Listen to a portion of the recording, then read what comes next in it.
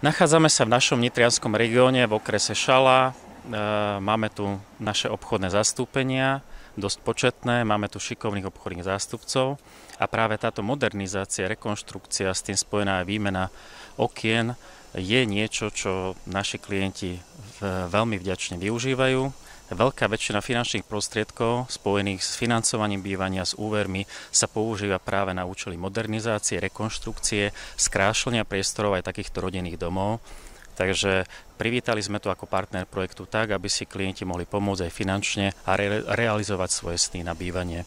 Máme tu sieť obchodných zástupcov aj v tomto okrese, ktorí vám môžu takisto pomôcť v poradenstve ohľadne financovania bývania, ale nielen financovania, ale aj naštartovania zmluv o stavebnom sporení.